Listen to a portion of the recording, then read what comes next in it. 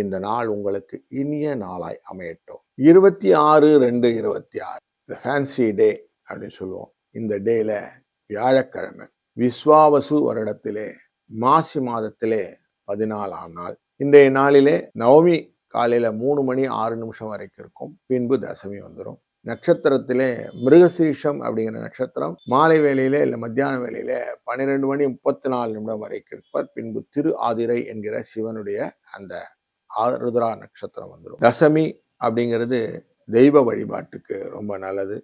குறிப்பாக அம்மன் வழிபாட்டுக்கு ரொம்ப முக்கியத்துவம் வாய்ந்த ஒரு திதி. இந்த தசமி திதியிலே ஆண்கள் எண்ணெய் தேய்த்து குளித்தால் ஐஸ்வர்யம் வரும் அப்படின்னு ஒரு ரூலும் உண்டு. இன்றைய நாளில் காலையில 10:30 மணியிலிருந்து 11:30 மணி வரைக்கும், மத்தியான வேலையில 12:30 மணியிலிருந்து 1:30 மணி வரைக்கும் நல்ல நேரம். ராகு காலம் 1:30 மணி 3 மணி, யமகண்டம் 6 மணி 7:30 மணி, குளிகை நேரம் 9 மணி 10:30 மணி. மிருகசிரிஷம் என்கிற நட்சத்திரத்தில் இருக்கக்கூடிய சந்திரனால் சந்திராஷ்டம எஃபெக்ட் விசாகம் மற்றும் அனுஷ நட்சத்திரக்காரர்களுக்கு உண்டு. விருச்சிக ராசியிலும் ஒரு ஸ்பில் ஓவர் துலா ராசியிலும் உண்டு. இன்றைக்கு பிரீத்தி மற்றும் தைத்துளை நாமகரணங்கள் உண்டு. பிரீத்தினாலே ஃப்ரெண்ட்ஸ் அப்படின்னு அர்த்தம். யாருன்னா ஃப்ரெண்ட்ஸ் பிடிச்சிக்கிறது, இந்த காஸ்மெட்டிக்ஸில் அந்த சென்ட்டு பர்ஃப்யூம்ஸ் எல்லாம் வாங்கிறது, புதுசாக ஜுவல்ஸ் வாங்கி போட்டுக்கிறது, பேங்க்ல கொண்டு போய் பணம் போடுறது, இதெல்லாம் இன்னைக்கு பண்ணலாம். ரொம்ப நல்லது.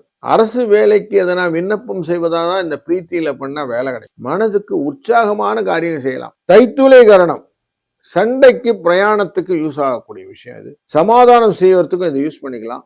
வியாபாரம் தொடங்குறதுக்கு யூஸ் பண்ணலாம். குளம் கிணறு வெட்டுறதா இருந்தா இந்த நாள் ரொம்ப நல்ல நாள். மிருகசிரீஷம் அப்படிங்கிற இந்த நட்சத்திரத்தினுடைய விஷயம் என்னது? காது குத்திக்கிறது, உபநயனம் செய்வது, கல்யாணம் பண்றது, வாகனம், ஆயுத பயிலம் இதெல்லாம் செய்யலாம். வியாதியஸ்தர்கள் குளிக்கலாம். மகர ராசி அன்பர்களே, 6ஆம் இடம் என்கிற மறைவு ஸ்தானம் எதிரி ஸ்தானத்துக்குள்ளார, உபஜயஸ்தானத்துக்குள்ளார குரு சந்திர பகவானுடன் சேர்ந்து அமர்வதனாலே மனதிலே இன்னைக்கு குழப்பங்கள் தீர்ந்துவிடும். மனசு கொஞ்சம் அமைதியா இருக்கும். குருங்கிறது தனக்காரன் மட்டும் இல்லை, குழந்தைக்குரியவராக இருந்தது.